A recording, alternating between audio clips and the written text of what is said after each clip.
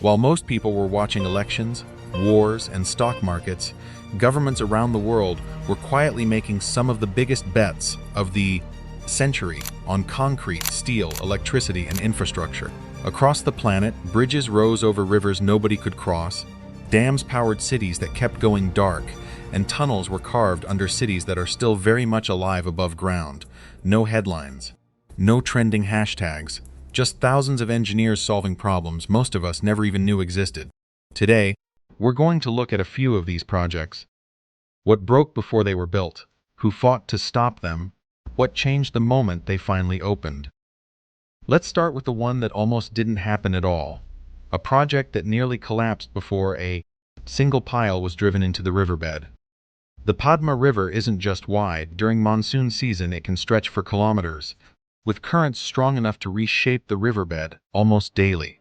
For generations, this single river cut off the entire southwest of Bangladesh, home to more than 30 million people. From the capital, Dhaka, there was no bridge. Everything moved by ferry, and ferries don't run on schedules when the weather decides otherwise. Picture this: truck driver loaded with fresh seafood, sitting in a queue that stretches for kilometers, watching the sun go down, knowing he might still be there at sunrise. Families planned weddings and funerals around ferry timetables because nobody could promise when relatives from Dhaka would actually arrive. A trip that should have taken an hour could take 7 or 8. And two people leaving at the same moment could arrive hours apart, just based on which ferry they happened to board.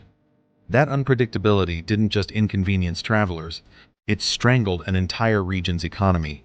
Factories avoided the southwest because supply chains needed certainty, and the Padma offered none. Mongla Port, the country's second-largest seaport, sat underused because moving cargo from there to the capital was a gamble nobody wanted to take. So Bangladesh decided to build a bridge across it, 6 kilometers long, carrying both a highway and a railway, costing close to $4 billion. Then it almost fell apart before construction even started. International lenders, including the World Bank, were lined up to help finance it. 2012, the World Bank withdrew entirely, citing corruption allegations during the project's preparation phase. Other lenders followed. For a moment, one of the biggest infrastructure projects in the country's history looked dead on arrival. Not because of engineering, but because of politics and money. Bangladesh's government made a defiant choice: fund it almost entirely themselves. It stopped being just a bridge and became a national statement. Proof, supporters said, that the country didn't need anyone's permission to build its own future. But paying for it was only half the fight. The Padma's riverbed shifts constantly, and its depth changes by season. Standard foundation techniques simply didn't work here. Engineers ended up driving steel piles over 120 meters into the riverbed, among the deepest ever attempted at the time. Even then, unexpectedly dense soil layers forced teams to redesign their methods mid-construction. China Major Bridge Engineering Company, with decades of experience on rivers like the Yangtze, was brought in to build it. One detail people often get wrong: China didn't pay for this bridge. Bangladesh did. China built it. On June 25, 2022, the bridge opened. The next morning, traffic crossed for the first time. The truck driver who once lost a night to a ferry queue could now cross in 10 minutes. Buses, motorbikes, and private cars that had spent years queuing at ferry terminals simply drove straight across. For many people in the Southwest, it was the first time in their lives they could travel to the capital. They could travel to the capital without checking the weather. First, without building in an extra half day just in case. Without the quiet dread of missing a flight or a hospital appointment because a ferry got delayed. Economists estimate the bridge alone could lift Bangladesh's GDP by more than 1%, billions of dollars, year after year, flowing into a region that spent decades being functionally invisible to the rest of the country. Factories that once avoided the Southwest because of unreliable logistics now have a fast, predictable route to Dhaka and to the ports. Fishers and farmers can get perishable goods to market before they spoil. None of that shows up in a single dramatic moment, but 5 years from now, adds up to a different region entirely. Now let's go somewhere with a different kind of problem. Not a river blocking people, but a sky that refused to cooperate. Zambia's economy runs on copper, and copper mining runs on electricity. There's no way around that equation. For decades, the country leaned almost entirely on hydropower, and when the rains were good, it worked beautifully. Hydropower is cheap to run, clean, can keep generating for decades with proper maintenance. But hydropower has one fatal weakness: it depends on rain. Drought hit, and in Zambia, drought has hit more than once. Reservoirs dropped, turbines slowed, and the country faced load shedding. Rolling blackouts that hit homes first, then businesses, then the mines that the entire national economy depends on. When the lights go out in Zambia, it's not just an inconvenience, it's lost export revenue, stalled production lines, foreign investors quietly wondering if this is the year they should look elsewhere. The fix was Kafue Gorge Lower, a new hydropower station on the Kafue River about 90 kilometers from the capital, Lusaka. In some towns, business owners learned to keep diesel generators fueled and ready at all times, because nobody could predict when the next blackout would hit or how long it would last.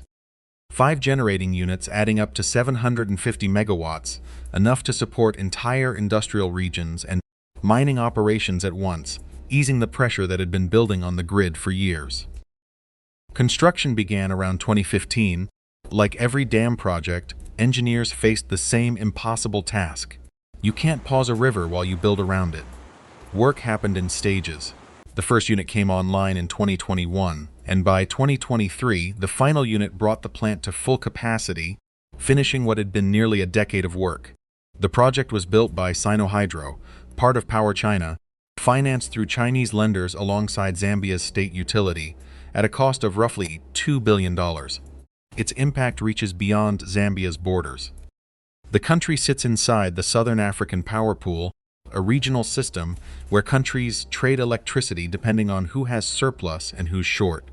750 extra megawatts doesn't mean this one dam powers the whole region, but it shifts the balance, giving Zambia more breathing room at home during peak demand and more leverage to export power when conditions allow. Now, here's the part worth pausing on. Both of these projects share something in common: massive debt, massive reliance on Chinese financing and engineering. Critics call it a debt trap. Supporters call it the only realistic way to close decades-old gaps. The truth sits in between. The capacity gets built, the debt has to be managed. Both are true. Let's go somewhere completely different now. Not one project, but an entire city quietly rebuilding itself on 3 levels at once. Auckland, New Zealand's largest city, is home to about 1.5 million people. And right now, it's in the middle of one of the most ambitious construction periods in its history. The most visible piece is the City Rail Link, a $5.5 billion underground railway and the most expensive infrastructure project ever, built in the country. For decades, every train in Auckland hit one station and had to reverse out, a dead-end network with no through running, like a subway system that never quite became one. Commuters knew this frustration intimately. A train would pull into the central station, sit, then reverse back out the way it came instead of continuing through. The City Rail Link fixes that with 3.5 kilometers of twin tunnels carved directly beneath the densest part of the city center, under buildings, under existing utilities, under streets that are still busy every single day, while the city above keeps functioning normally. That's exactly why 3.5 kilometers costs $5.5 billion. Once it opens, nearly twice as many people will be able to reach the city center quickly, with trains running far more often, turning what was effectively a dead-end line into a true metro system. Beneath that, almost invisibly, sits the Central Interceptor, a 14-kilometer wastewater tunnel built 20 meters underground through volcanic rock, one of the toughest materials to tunnel through anywhere. Auckland's old sewage system was built decades ago for a much smaller city. It can't handle heavy rainfall anymore, so during storms, a mix of sewage and stormwater overflows straight into rivers and harbors, closing beaches across the city for days at a time.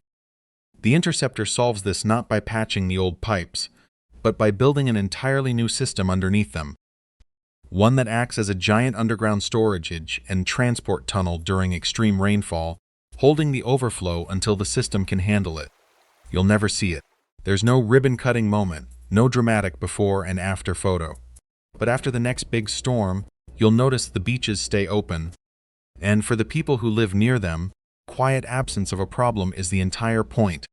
And above ground, Auckland Airport is going through its own multi-billion-dollar overhaul, a new international terminal to replace facilities designed for passenger numbers from a different era, modernized cargo facilities for the seafood and agricultural exports the country depends on, a complete rebuild of the roads and transport links around it.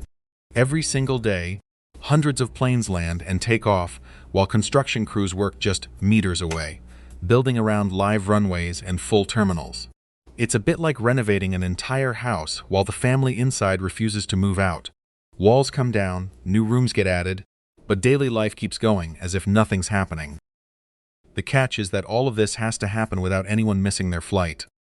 3 projects, 3 different layers of the same city, one below the ground, one at street level, one in the sky. Together, they're quietly resetting Auckland's infrastructure for the next 50 years, mostly without anyone outside the city ever noticing it's happening. Auckland isn't alone. 2026 is shaping up to be one of the busiest years in recent memory for projects like this around the world. Picture 2 cities separated by a river, joined by a bridge that's almost 100 years old.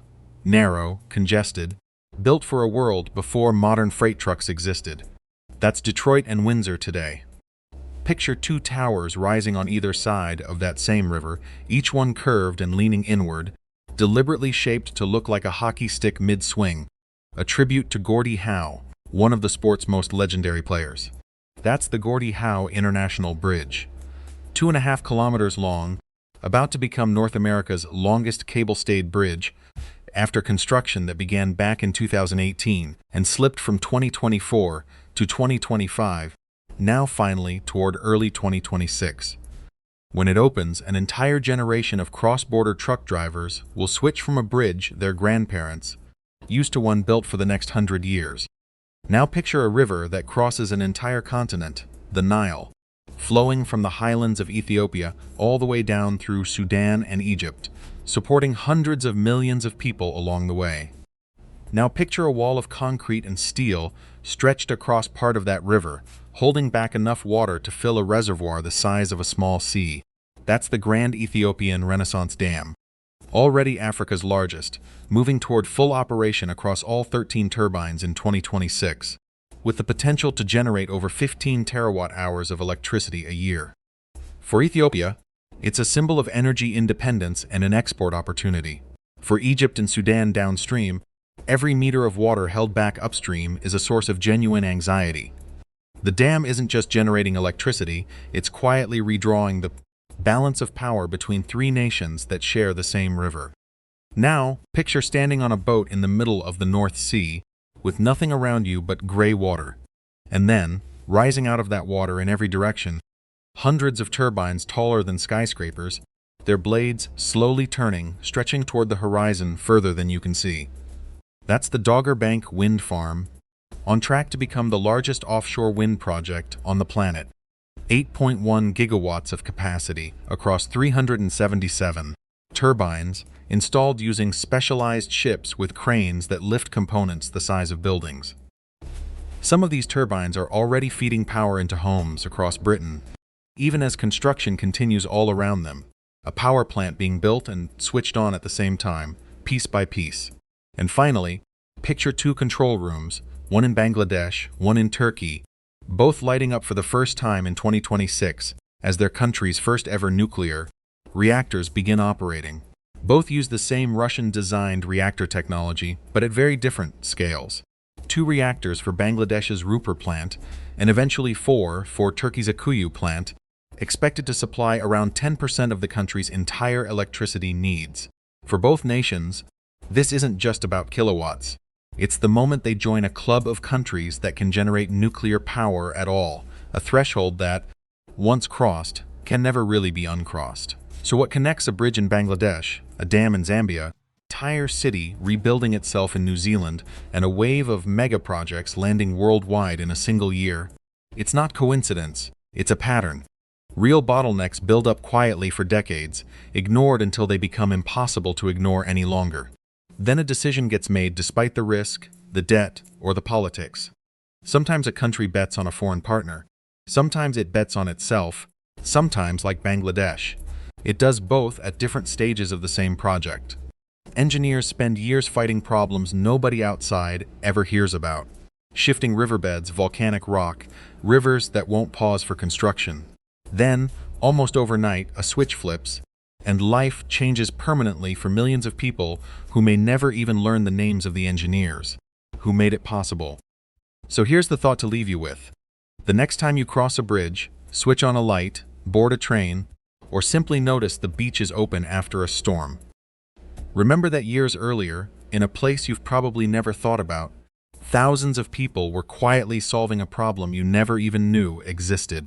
Arguing over budgets, fighting through soil that wouldn't cooperate, redesigning plans that failed the first time, all so that moment could feel completely unremarkable to you.